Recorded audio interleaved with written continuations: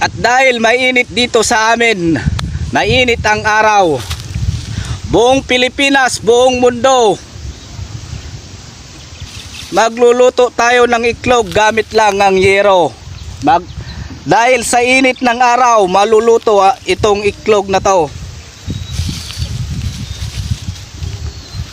Mantika. Ito ang gagamitin natin, ritasong yero.